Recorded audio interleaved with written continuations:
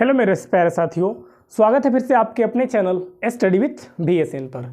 दोस्तों, जैसा कि आप लोग को पता है, हम रोज़ नए एक दिन मैथ और एक दिन रीजनिंग के क्लास को लेकर आते हैं। और आज हम लोग देखेंगे मैथ के उन सारे सेलेक्टिव क्वेश्चन को जिनका पेपर में आना काफ़ी ज़्यादा चांसेस बनते हैं। तो चलिए दोस्तों, क्लास को शुरू करते हैं। और शुरू करने से दोस्तों हम आपको पहले बता दें, यदि आप चैनल पर नए हैं तो इस तरह के वीडियो के लिए आप चैनल को सब्सक्राइब करके बेल आइकन को प्रेस जरूर कर लीजिएगा, क्योंकि आपको एसएससी जीडी से जुड़े प्रत्येक कॉन्सेप्ट को बहुत पहले और आसानी से समझा दिया जाता है। ठीक है, चलिए आज की क्लास को शुरू करा जाए। देख लीजिए, यहाँ पे हमसे पूछ लिया गया है कि योगफल ज्ञात करिए, मतलब इसका वैल्यू किसके बराबर होगा, हमसे वो चीज़ पूछ लिया गया है। देखिए, ये तो दिखने में इतना लंबा है, हम भाई इनका जोड़ करेंगे, नहीं, ऐसा कुछ नहीं काम करेंगे। देखिए, ये सारा देखने को क्वेश्चन लंबा है, लेकिन इन सारे क्वेश्चन को बनाने का एक तरीका ट्रिक होता है। देखिए क्या होता है, पहले जो हम क्या करेंगे ना, जो भी हमारे वैल्यू नंबर दिया गया है एक फ्रैक्शन में और पूर्णांक में दिया गया है। जैसे कि यदि मान लीजिए इसके आगे 9 है, इसके आगे 19 है, और इसके आगे 20 है, और इसके आगे क्या है, 9 है।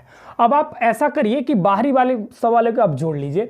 यदि आप मान लीजिए जब जोड़िएगा तो 9 और 19 हो जाएगा 28 के बराबर, 28 और 20 जोड़िएगा तो ये हो जाएगा 48 के बराबर, 48 और 9 अगर आप जोड़िएगा तो 9 8 17 57 के बराबर। कितना आ गया, 57 के बराबर। मतलब बाहरी वाले नंबर को हम जोड़े हैं, अभी तो कुछ नहीं किया, कलम भी नहीं उठाया, मन में जोड़े हैं, कितना आया, 57 आ गया। चलिए ठीक है, अच्छा आगे देख लेते हैं। अगर मान लीजिए इसका और इसका अगर भिन्न का जोड़ करेंगे हम, तो वैल्यू 1 के बराबर, यानी 57 और 1 58, यहाँ तक हो गया कितना, 58। चलिए अगर इसको जोड़ेंगे तो यहाँ भी मिलेगा क्या, हमको 1 मिलेगा, यानी 58 पहले से था और यहाँ से यहाँ तक हमें 1 मिल गया। 58 और 1 कितना होता है दोस्तों, सब लोग को पता है, 59 होता है। मतलब ऑप्शन नंबर सी। क्या आपको इस क्वेश्चन में पेन उठाने की जरूरत पड़ा, नहीं। आपने क्या लगाया, ट्रिक को लगाया, अप्रोच सही अप्रोच लाया कि सबसे पहले बाहरी वाले नंबर को जोड़े, फिर उसके बाद अंदर वाले नंबर को जोड़े। अब मेरा आंसर निकलकर आसानी से आ गया। ये नहीं कि पेपर में देने गए, भिन्न का जोड़ करने का, पता चला कि 10 मिनट उनका पार हो गया। तो ऐसा काम आपको नहीं करना है। सब सारे क्वेश्चन को ट्रिक होता है, बहुत सारे क्वेश्चन का ट्रिक होता है, जिसमें आप सेकेंड में भी आसानी से अपना आंसर को ला सकते हैं। चलिए देख लीजिए, यहाँ पे कह रहा है कि सरल कीजिए। सिंप्लीफिकेशन का 1 से 2 क्वेश्चन एकदम पक्के 100%। आप जीडी का कोई भी प्रीवियस पेपर उठा के देख लीजिएगा, 1 से 2 क्वेश्चन आपको मिलेंगे ही मिलेंगे, एकदम 100%।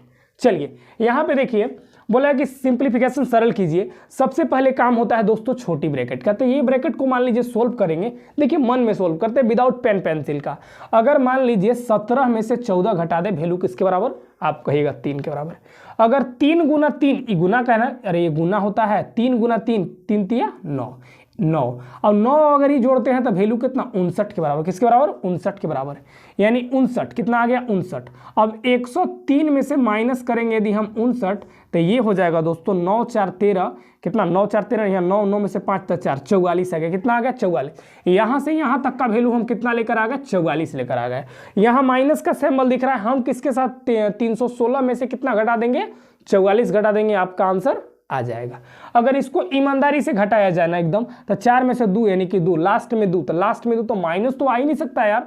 माइनस में कैसे आएगा, माइनस में एकदम नहीं आएगा, क्योंकि बड़ा वैल्यू मेरा प्लस में है, जो भी मेरा आंसर आएगा प्लस में आएगा। अगर इसको इसमें घटाइएगा तो वैल्यू कितना हो जाएगा, ये हो जाएगा कितना, 272। देख लीजिए 272, मतलब ऑप्शन नंबर बी मेरा बिल्कुल राइट आंसर। माइनस में कहाँ से आ सकता है, वैल्यू मेरा सबसे ज्यादा बड़ा प्लस में चला, तो माइनस में कैसे आंसर आएगा, माइनस में नहीं आएगा।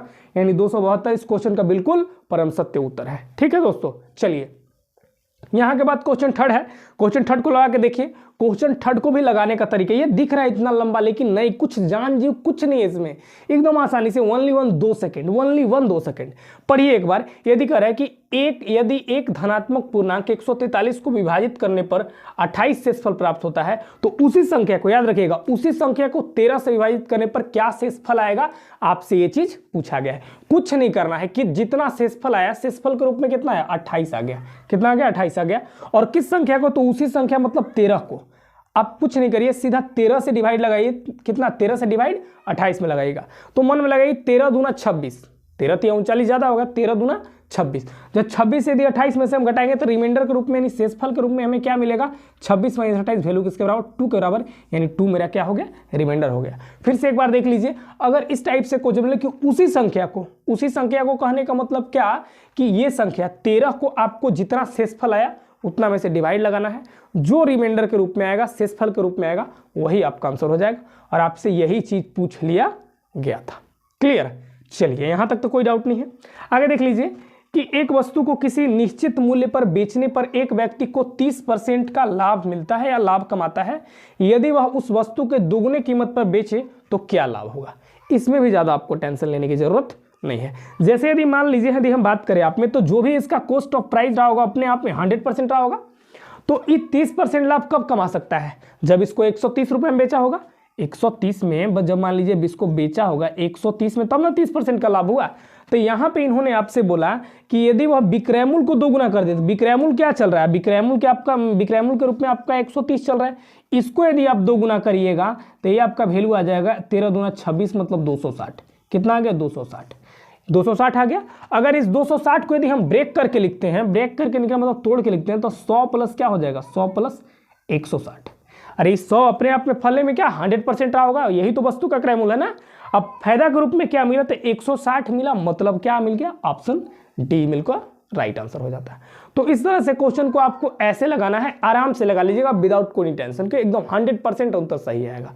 ठीक है, चलिए नेक्स्ट क्वेश्चन 5 नंबर है, ये आप लोग के लिए, आपको सॉल्व करके जरूर कमेंट बॉक्स में आंसर को बताना है। देख लीजिए कैसे बनेगा, कुछ नहीं करना है, 0 लेवल का क्वेश्चन है, एकदम आसानी से बोला कि सिंप्लीफिकेशन का क्वेश्चन है, हल करना है आपको। पहले काम किसका किया जाता है, ऑफ का। किसका, ऑफ का। ऑफ का पहले काम करिएगा, आपका आंसर आ जाएगा। जितना भी आंसर आएगा कमेंट बॉक्स में जरूर बता दिएगा। तो आज की क्लास में बस इतना ही क्वेश्चन को, फिर मिलेंगे अगले क्लास में एक नया कॉन्सेप्ट, एक नए अप्रोच के साथ। तब तक के लिए धन्यवाद और जय हिंद। इस तरह की वीडियो के लिए आप मेरे चैनल को सब्सक्राइब करके बेल आइकन को जरूर प्रेस कर लीजिएगा। धन्यवाद और जय हिंद।